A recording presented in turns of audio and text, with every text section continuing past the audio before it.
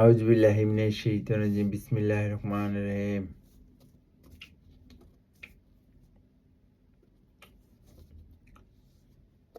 ফাজালে আমল। চিল্লা গেছিলাম, তখন এই বইগুলা পেয়েছি। যাই হোক, মানে কিনছি আর কি ওই সময়। রমজানের ফজিলত সম্পর্কে আজকে আমরা আলাপ আলোচনা করব।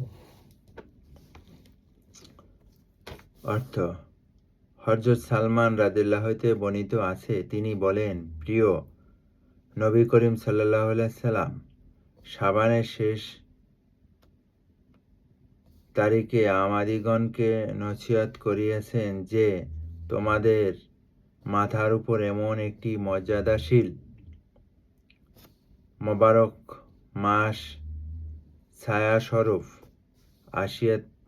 আসতেছে, যাহার মধ্যে শবে কদর নামে একটি রাত্রি আছে, যাহা হাজার মাস হইতে উত্তম।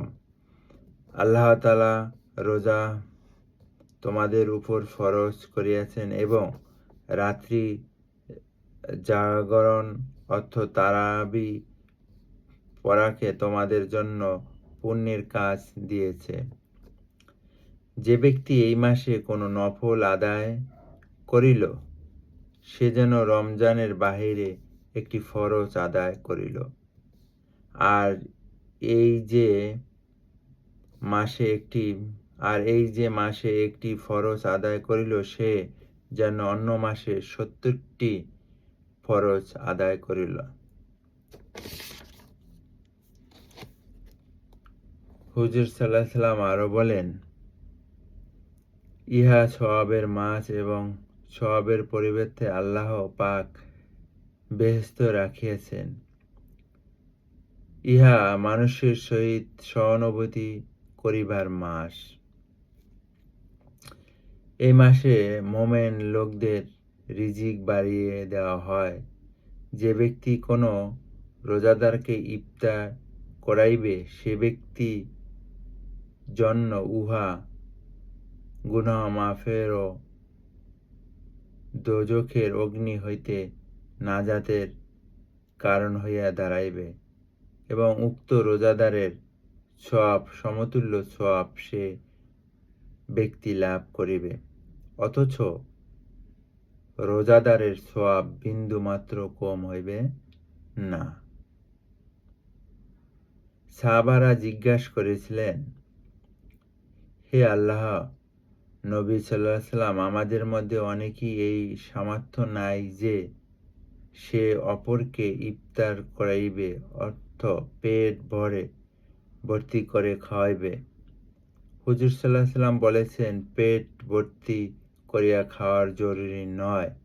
যে ব্যক্তি কাউকে একটি খেজুর দ্বারা ইফতার করাইবে, আল্লাহ পাক তাকে উক্ত সওয়াব প্রদান করিবে।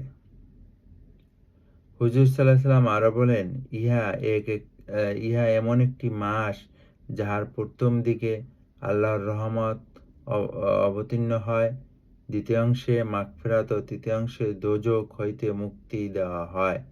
যে ব্যক্তি উক্ত মাসে আপন গোলাম ও মজদুর হইতে কাজের বোঝা হালকা করিয়া দেয়, আল্লাহ পাক তাহাকে মাফ করিয়া দিবেন এবং দোজখের অগ্নি হইতে নাজাত দান করিবেন।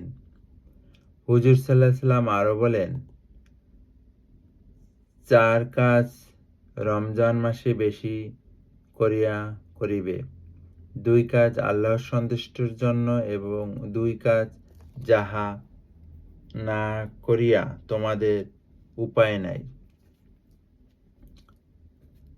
প্রথম 2 কাজ যত ধারা আল্লাহ সন্তুষ্ট করিবে, উহা এই যে কালেমা তাইয়্যিবা আস্তাগফিরুল্লাহ বেশি বেশি করিয়া পড়িবে।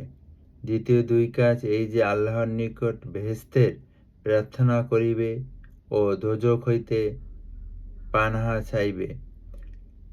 যে ব্যক্তি এই মাসে কোনো রোজাদারকে পানি পান করাইবে, আল্লাহ পাক কিয়ামতের দিবসে তাহাকে আমার হাউজে কাউসার হইতে এরকম পানি পান করাইবে, যার পর বেহেশতে প্রবেশ পর্যন্ত আর পিপাসা হইবে না। আল্লাহ পাক আমাদের সকলকে হেদায়েত করুক এবং সুন্দরভাবে রোজা রাখার তৌফিক দান করুক। আমিন।